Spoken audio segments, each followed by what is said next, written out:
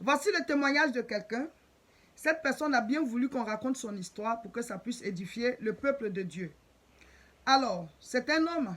Il dit que sa sœur et lui ont été abandonnés par leur papa depuis leur enfance. Ils ont grandi sans leur père. Ils n'ont pas eu d'assistance de leur père, ils n'ont pas eu d'amour paternel. En tout cas, il a été absent de leur vie. Maintenant, aujourd'hui, Dieu les a bénis, sa sœur et lui. Ils ont réussi, ils s'en sortent, ils ont des moyens. Et le père les contacte maintenant et il demande de l'aide. Il demande à ce que ses enfants l'assistent parce que maintenant, c'est dur pour lui et tout ça. Et donc, le monsieur, il demande, est-ce qu'il doit assister ce père-là? Est-ce qu'il doit assister cet homme qui les a abandonnés? Et il demande à ce que, à la lumière de la parole de Dieu, on puisse l'éclairer. Alors, je vous raconte l'histoire pour que chacun de nous puisse en juger. Il dit que leur mère et leur père étaient mariés, et légalement en plus. Et on ne sait pas ce qui s'est passé, le foyer, ça n'a pas marché, et ils ont divorcé. Et il a abandonné les deux enfants à la femme. Elle est partie avec les enfants dans une autre ville. Et c'est là-bas qu'elle a commencé à se débrouiller pour nourrir ses enfants. Et le père, à l'époque, qui était fonctionnaire et qui avait un bon poste et qui était bien payé, véhiculé et tout, et il n'a jamais plus cherché à revoir les enfants. Et à la rentrée scolaire, quand la femme le contacte pour scolariser les enfants, il ne réagit pas. Les enfants sont malades, il ne réagit pas. En tout cas, ils n'ont plus jamais vu leur papa. Ils n'ont pas compris pourquoi. Et quelque temps après ça, leur père s'est remarié et il est resté dans son couple. Il a eu ses enfants, d'autres enfants aussi là-bas. Donc, ils ne connaissent même pas leurs frères et leurs sœurs. Et puis, eux, leur mère, plus tard, est décédée, malheureusement. Et donc, ils ont été élevés par le frère à leur mère, qui avait une bonne épouse, Dieu merci. Elle les a pris aussi comme ses enfants, elle avait ses enfants aussi. Mais eux, ils ont tous grandi dans cette cour-là, avec chez leur oncle qui est devenu maintenant leur père. Aujourd'hui, le monsieur et sa sœur, ça va chez eux, et ils s'occupent, ils aident leur oncle qui est leur père maintenant, et leur tante, la femme de leur oncle. En tout cas, ils ont trouvé une bonne famille là-bas. Et on les contacte maintenant, et leur père aussi les contacte. On leur dit, oui, votre papa, ça ne va pas chez lui et tout ça. Et vous vous en sortez, pourquoi vous ne pouvez pas l'aider, pourquoi vous êtes aussi méchant et tout. Et donc maintenant, lui demande, est-ce que bibliquement parlant, c'est un péché de ne pas assister à un tel père? Est-ce que ça en vaut la peine? Donc lui, il dit, bon, en tant qu'homme, il est prêt. S'il doit aider son papa, bon, il en a parlé avec son oncle. Son oncle a dit, lui, ça ne le dérange pas, parce qu'il a dit qu'il ne peut pas le faire à l'insu de son oncle, parce que c'est lui maintenant leur père. Donc il allait lui expliquer la situation. Il a dit non, que lui, ça ne le dérange pas. Mais s'il a besoin d'aide, s'ils peuvent le faire, qu'ils le fassent. Il en parle avec sa sœur. Elle a dit, elle ne veut rien savoir. Elle ne veut pas entendre parler de ce monsieur. Elle ne le connaît pas. Elle n'a pas de père. Mais lui, il hésite un peu. Il veut vraiment, bon, il veut réagir pour aider son papa. Mais il ne sait pas si... Qu'est-ce que bibliquement, est-ce que s'il ne fait pas ça, s'il n'aide pas son papa, est-ce que c'est un péché et tout ça? Il voudrait des conseils. Alors, vous savez que malheureusement, ces genres d'histoires sont nombreuses. Des pères qui abandonnent leurs enfants, mais des mères aussi qui abandonnent leurs enfants. C'est rare, mais ça arrive, hein, des mamans qui abandonnent leurs enfants. Très souvent, ce sont les papas. Bon, Satan, il frappe beaucoup la relation père-enfant. C'est pour ça que Dieu dit, quand vous priez, dites notre Père qui est aux cieux. Dieu merci, certaines personnes ont de bonnes relations avec leur père, c'est une grâce. Mais très souvent, le pourcentage de relations père-enfant brisées est plus élevé que le pourcentage de mère-enfant. Mais il y en a aussi qui, malheureusement, ont été privés aussi de l'amour de leur mère. Pas qu'elle est décédée, mais elle les a tout simplement abandonnés. Et je dis que c'est malheureux. Si tu reconnais que ce sang-là est ton sang, ben, il faut quand même réagir. Si tu sais que cet enfant, c'est toi qui l'as porté, il faut quand même réagir. Mais quand on abandonne comme ça, le fruit de nos entrailles, c'est difficile pour cet enfant, pour ce jeune enfant. Il ne comprend pas la vie, il se demande s'il est maudit, il ne sait pas pourquoi est-ce que les autres enfants ont leurs parents qui les soutiennent et lui, il n'a personne pendant que le père il est vivant, pendant que la mère est vivante. C'est vraiment malheureux. Et donc, ce monsieur et sa sœur ont vécu cette situation. Dieu merci, ils ont eu un oncle qui s'est occupé d'eux au décès de leur maman. Il aurait vraiment voulu que sa mère aussi soit en vie pour qu'aujourd'hui il s'occupe d'elle. Mais c'est Dieu qui décide les choses. La mère, elle est partie très tôt. Mais Dieu merci, il y avait leur oncle. Mais imaginez qu'il n'y avait pas cet oncle-là. Qu'est-ce qui allait arriver à ces deux enfants? Ils allaient vivre la misère. Ils allaient devenir peut-être des enfants de la rue. Vous voyez. Et donc aujourd'hui, ils en ont gros sur le cœur. Ils se disent, mais ce père-là, est-ce qu'il faut s'en occuper? Il est indigne. Pourquoi est-ce que maintenant il demande de l'aide? Mais souvent c'est comme ça. Souvent c'est comme ça. Des parents qui abandonnent leurs enfants et quand ils deviennent vieux, ils se disent qu'il faut que les enfants les aident. Mais nous allons prendre la parole de Dieu pour pouvoir parler. Parce que si on veut traiter les choses par nos propres volontés ou même selon nos propres conceptions, on va tous se retrouver dans le péché. Qu'est-ce que Dieu dit? Lisons Éphésiens chapitre 6 à partir du verset 1. Enfants, obéissez à vos parents selon le Seigneur, car cela est juste. Honore ton père et ta mère, c'est le premier commandement avec une promesse, afin que tu sois heureux et que tu vives longtemps sur la terre. Verset 4. Et vous, pères, n'irritez pas vos enfants, mais élevez-les en les corrigeant et en les instruisant selon le Seigneur. Donc ici, on donne les conseils à chaque personne. Pour les enfants, la relation qu'ils doivent avoir avec leurs parents. Et puis pour les parents, la relation qu'ils doivent avoir avec leurs enfants. Dieu dit, parents, élevez vos enfants. Si votre couple n'a pas marché, qu'un parmi vous est parti avec les enfants, mais celui qui n'est pas avec les enfants doit quand même, de temps en temps, réagir. Ça ne te libère pas de ton rôle de parent. Ça ne te libère pas de ton rôle de parent. Le fait que tu ne sois plus avec la mère ou bien avec le père de tes enfants, tu dois quand même, les enfants là, ils ont besoin de toi. Donc il faut avoir un droit de regard. Il faut les assister selon tes moyens. Mais souvent, on laisse tout à la charge de l'autre. Si tu reconnais que cet enfant-là est ton sang, parce que souvent, il y a des grossesses que vous ne reconnaissez pas. Si tu dis que ce n'est pas ton enfant, on ne t'oblige pas. Mais dans la vieillesse, ne reviens pas vers cet enfant-là pour dire qu'il faut m'aider, tu es mon enfant. Parce que c'est à sa naissance, quand il est enfant, que tu dois reconnaître qu'il est ton sang. Mais pendant qu'ils sont enfants, vous dites que ce n'est pas vos enfants. Et quand ils deviennent grands maintenant, vous revenez à la charge pour dire non, je suis ton père, pourquoi tu ne t'occupes pas de moi? Mais attends, la Bible dit quoi? C'est qu'un homme aura sémé, il le moissonnera. Est-ce que l'enfant là, tu l'as reconnu comme ton enfant?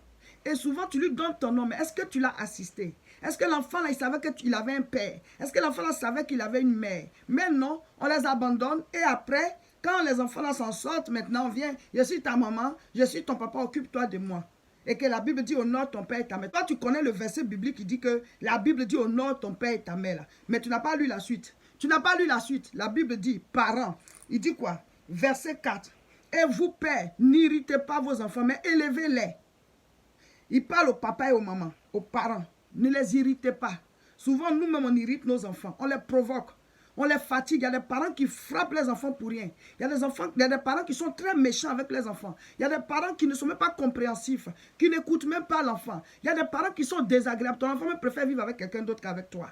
Le Seigneur dit de ne pas les irriter. C'est vrai, ils doivent nous respecter, ils doivent nous honorer. Mais nous aussi, nous avons un rôle. Nous avons des responsabilités envers les enfants. Et c'est très grave de ne pas accomplir sa mission. Vous voyez? Donc on les abandonne. Et il dit, et vous, pères, n'irritez pas vos enfants, mais élevez-les. Si vous n'êtes plus ensemble, que l'un parmi vous doit élever les enfants, mais on doit sentir ta présence. De temps en temps, venir voir les enfants, assister. Ensemble, vous devez prendre en charge ces enfants-là pour qu'ils grandissent. Ils n'ont pas demandé à venir au monde. C'est vous qui les avez mis au monde. Vous savez comment faire pour les mettre au monde, non? Alors tu l'as fait, puis ils sont venus. Est-ce qu'ils ont demandé à venir? Maintenant, vous les faites payer le poids, toute la souffrance de ce qu'ils soient sur la terre. C'est grave. Il y a des gens même qui insultent les enfants. Oui, c'est à cause de toi, je n'ai pas terminé mes études. C'est lui qui t'a envoyé aller faire les rapports sexuels. C'est lui. Tu sais comment faire pour faire un enfant, tu as fait. Maintenant, tu dis, c'est à cause de toi, je n'ai pas terminé mes études. C'est une manière d'être irresponsable. Tu décharges ta propre faute sur quelqu'un. Et souvent, ça fatigue ces enfants-là moralement. Et donc, on les abandonne parce qu'on les trouve coupables de quelque chose. On leur fait porter nos propres fardeaux. Et les enfants-là, ils souffrent comme ça. Et maintenant, après, tu viens dire que je suis ton papa, je suis ta maman, occupe-toi de moi. Parce que la Bible dit honore ton père et ta mère. Donc maintenant, nous allons répondre à la question de ce frère qui a envoyé son témoignage. Est-ce qu'il doit assister son père, ce père qui les a abandonnés? Est-ce qu'ils doivent l'assister, sa soeur et lui? La réponse est oui. Oui, tu dois l'assister.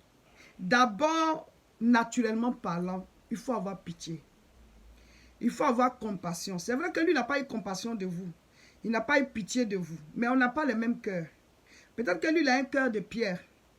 Mais si toi, ton cœur, tu as donné ton cœur à Dieu, tu ne dois pas réagir comme lui, il a réagi. Lui n'a pas joué son rôle de père, mais vous devez jouer votre rôle d'enfant. Vous devez jouer votre rôle de fils et de fille. On ne doit pas rendre coup pour coup. On ne doit pas faire œil pour œil, dent pour dent. Non. Jésus-Christ dit de pardonner. Le pardon te libère. Et si aujourd'hui il vient vers toi, c'est la victoire que Dieu te donne. C'est la victoire que Dieu te donne. Ta réaction sera une leçon pour lui. On ne vit pas la vie deux fois. Mais peut-être que ce papa-là, il a déjà des remords. Peut-être qu'il regrette trop l'acte qu'il a posé. Il se trouve face au mur, il ne sait pas comment faire. Il est obligé de revenir vers vous. On ne sait pas où sont passés ses autres enfants. Son épouse avec qui il est resté, pour qui peut-être il vous a abandonné, on ne sait pas. Si elle y est pour quelque chose. Mais si aujourd'hui il vient vers vous, ben, vous faites votre part. La Bible dit, honore ton père et ta mère. Il n'a pas dit s'ils se sont occupés de toi. Il n'a pas dit s'ils ont été bien. Il n'a pas dit s'ils t'ont pris en charge. Il n'a pas dit s'ils t'ont pas abandonné.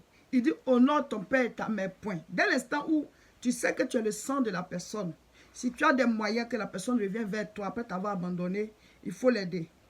Il faut l'aider. Fais ce que tu peux faire pour ton père. Il faut convaincre ta soeur. Souvent, certaines personnes ne laissent pas vite les problèmes. Peut-être que tout ce qu'elle a vécu comme souffrance dans son enfance fait qu'elle en veut très fort à ce monsieur qui a été un père indigne. Mais toi, en tant que frère, il faut lui parler. Dieu, il agit dans nos cœurs. Dieu aime qu'on pardonne. À vous tous qui êtes dans ce cas, j'aimerais vous dire, peut-être quelqu'un vous a abandonné un jour, un parent, et la personne revient vers vous. Faites ce que vous pouvez pour la personne. Souvent, il y a certains qui disent, oui, la personne revient, mais c'est une mauvaise personne. Elle se colle à toi, elle détruit ta vie, elle vient faire des choses. Donc, si tu te rends compte que la personne a fait son rapprochement, c'est pour te détruire, t'escroquer, ou alors détruire tes relations, ou bien faire des choses mystiques pour encore te tirer vers le bas, fais juste ce que tu as à faire pour la personne, aide-la, et tu n'es pas obligé de te rapprocher pour créer encore d'autres liens. Parce que ce lien, la personne n'a pas voulu créer ça avant. Donc, ce n'est pas maintenant que ça sera créé. Aide la personne juste parce qu'elle a besoin d'aide. Mais tu n'es pas obligé de rapprocher la personne pour que vous soyez parents, parce que ça n'a jamais existé. La Bible dit, c'est qu'un homme sème, c'est ce qui moissonne. Donc, si ce lien n'a pas existé avant, ce n'est pas maintenant que ça va exister. Maintenant, si tu vois que ce lien peut être rattrapé et que la personne n'est pas une mauvaise personne, ben, c'est l'occasion de tisser maintenant cette relation père-enfant ou bien mère-enfant ou bien, je ne sais pas, c'est qui vous a abandonné, qui revient vers vous aujourd'hui. Si vous voyez que la personne ne veut pas donner une mauvaise intention et que la personne regrette amèrement, mais vous pouvez rattraper. Mieux vaut tard que jamais. Amen. Donc, laissez-vous conduire par Dieu. Ne soyez pas entraînés par la haine. Ne soyez pas entraînés par la vengeance. Ne soyez pas entraînés par les remords, par la colère. Vous voyez, le mauvais attire le mauvais. Libérez vos cœurs. Ayez le cœur pur, mais soyez prudents. Soyez prudents parce que vous ne savez pas avec quoi la personne vient. Aidez et protégez-vous. Nous pouvons trouver des solutions à tous nos problèmes à la lumière de la parole de Dieu. Pourvu qu'on accepte d'appliquer ce que la Bible dit. Parce que si on n'applique pas ce que la parole de Dieu dit, nous aussi on est en infraction. La Bible dit que devant le trône de Dieu, chacun de nous sera jugé. Donc si quelqu'un n'a pas bien joué son rôle de père ou de mère, mais la personne sera jugée par Dieu. Maintenant, si toi aussi tu dis que parce que la personne a fait ça, moi aussi je vais faire ça, ça veut dire que son péché appelle ton péché. Donc toi aussi tu seras jugé devant le trône de Dieu de ce que toi aussi tu n'as pas joué ton rôle dans la vie de la personne. Donc si elle a commis son péché en ne s'occupant pas de ses enfants, toi, tu ne dois pas commettre un péché en ne t'occupant pas de ton père ni de ta mère. Tu dois les assister selon les moyens que tu as. On ne te dit pas d'aller au-delà de ce que tu as, hein, mais selon les moyens que tu as. Parce que Dieu connaît les moyens de chacun de nous. Selon les moyens que tu as, tu dois les assister. Si tu ne le fais pas, toi aussi tu es en infraction. Donc un jour devant le trône de Dieu, ils seront jugés de ceux qui n'ont pas joué leur rôle de père et de mère. Et puis toi aussi tu seras jugé de ceux qui n'ont pas joué ton rôle d'enfant qui devait assister son parent. Donc, toi, il faut te libérer de ce jugement devant le trône de Dieu un jour. Parce que tous les êtres humains, on va passer devant le trône de Dieu. Donc, il ne faut pas garder un fardeau qui va t'attendre là-bas. Assiste-le, joue ton rôle, un point c'est tout. Et la Bible dit, tu es son sang. Et le fait de l'honorer, ça te donne une longue vie. Donc, Dieu ne dit pas, honore-le quand il s'est occupé de toi. C'est lié à ta vie. Amen. Qu'il se soit occupé de toi ou pas. Donc, ne soyez pas en infraction avec la parole de Dieu. Faites ce que Dieu dit de faire et puis le reste, c'est le Seigneur qui s'en charge. N'oubliez pas, notre prochain grand rendez-vous, c'est le samedi 8 février à partir de 14h30. C'est à Aubervilliers. La deuxième croisade de l'année qu'on a dénommée le démarrage. N'oubliez pas de vous abonner et partager massivement la vidéo.